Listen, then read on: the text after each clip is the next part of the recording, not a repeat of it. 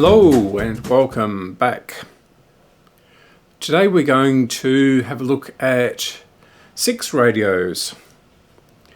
Yes, 6. S-I-X. They all were waiting, well, they weren't all, but 5 of them were waiting for mica caps to come, and the mica caps took an exceptionally long period of time to arrive. So these radios may have been featured before and not finished. They're all working perfectly all right now, and a few of them need a little bit of work, but they're essentially finished. Things like one of them needs a new set of valves. I'm waiting on some knobs for 4 of them, but essentially they're finished and ready to go. I will be keeping 1 or 2 of them.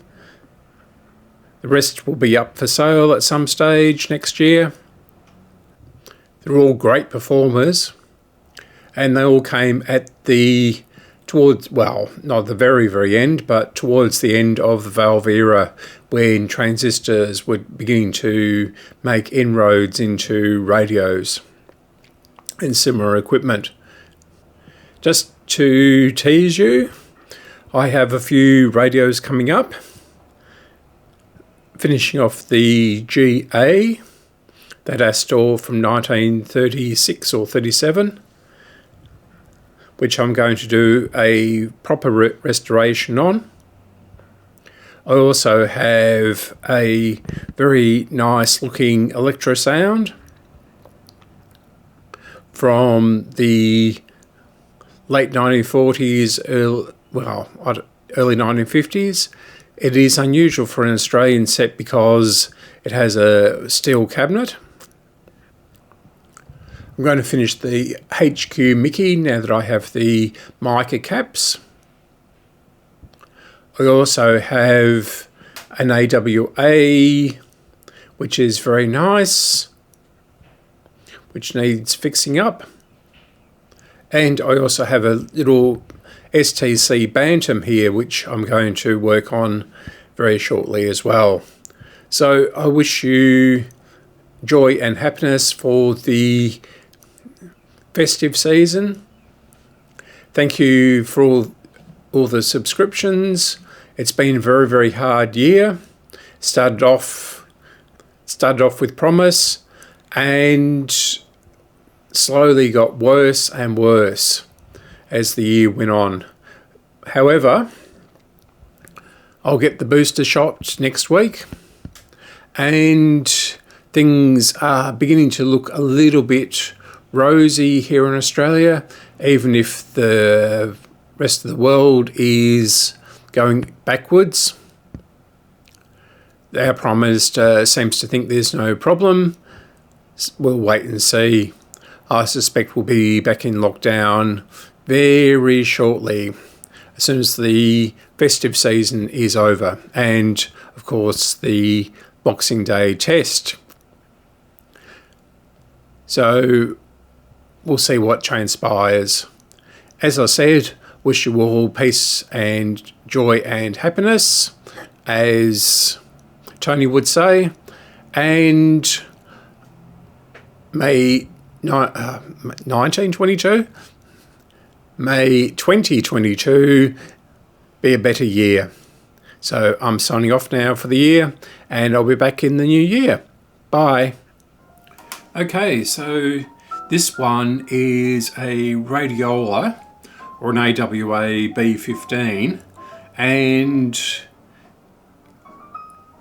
it was from a junk pile. It wasn't very expensive at all. It was very tatty when I got it. The dial face here is still not the best. I have to clean up the glue. The radiola there is been touched up at some stage pretty badly, It's not good. I'm not sure whether these actually came with a white piece there. I've seen the Westinghouse version, which is red, and the AWA version, which is this one with blue on the front there. So it matches the back of the case. It works very, very well. Has exceptional sensitivity, even though I haven't aligned it. And it has one problem, but it's not a big problem. It's also surprisingly heavy. And that problem is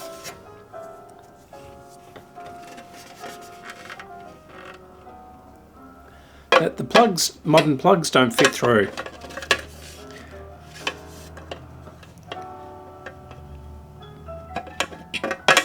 Which is a bit of a problem.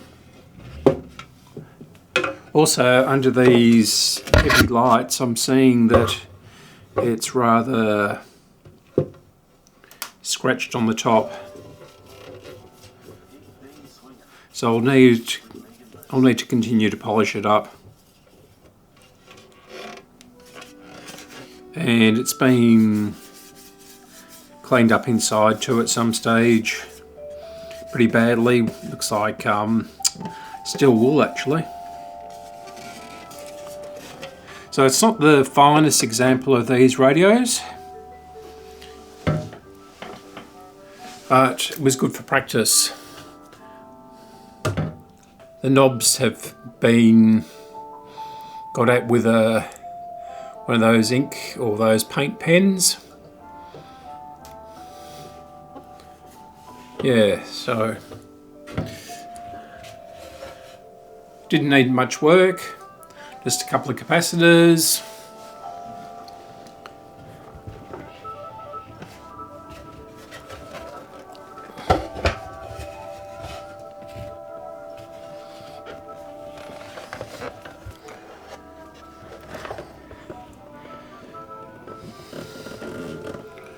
All of these B15s I've seen have this rust here. Must have been something to do with the way the case fitted, or seems to have had foam or something like that on it. So all the tubes look original, they're all AWAs. 562, so it was made in May 1962. So it's getting on for 60 years old. Yeah, so I replaced that one there. And that was about it.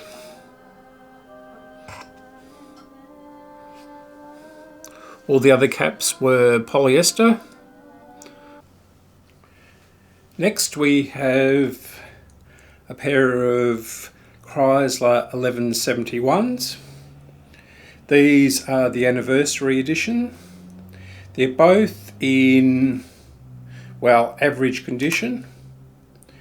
This one has quite a bit of marking on the top, which I haven't been able to remove with various polishes. It's also got a couple of fat marks or burn marks on it, maybe cigarette marks or something like that.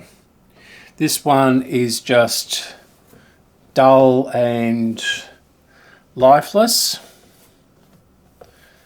and it just won't polish up. They both work exceptionally well. The knobs I've taken off at the moment for cleaning.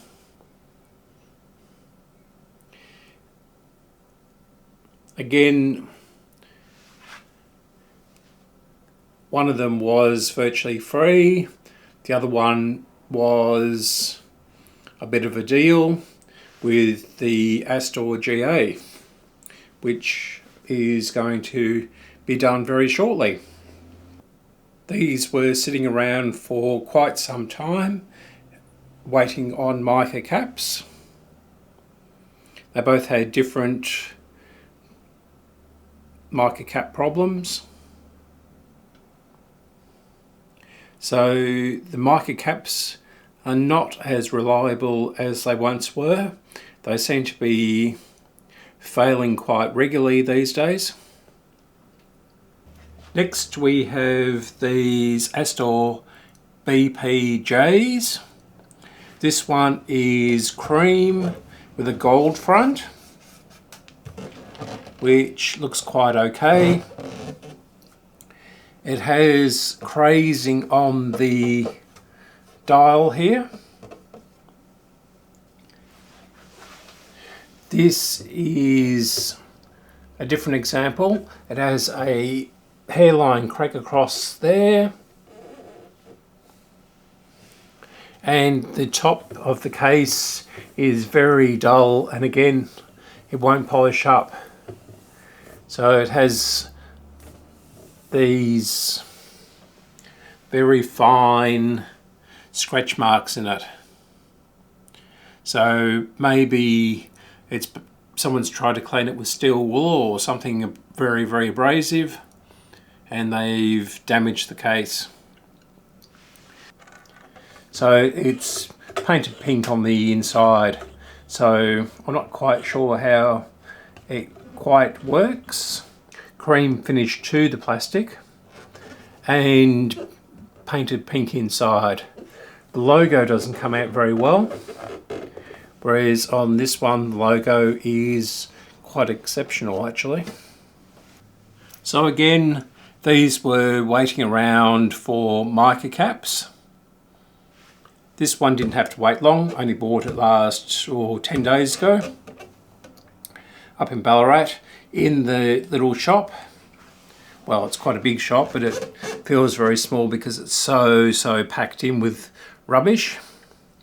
I didn't see this grazing. This is heat stress from manufacture. Apparently it can be melted out if you put the case in an oven at 170 degrees centigrade for about 12 hours. It'll slowly bubble out the air that's in there, and it'll congeal back together again. But the rest of the case, I'm not going to risk it. It does have a small heat crack at the top there.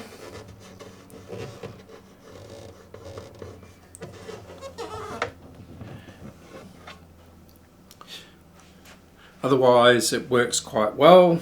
Needs a couple of valves, which I'll buy in the new year when Stan is less occupied with his family.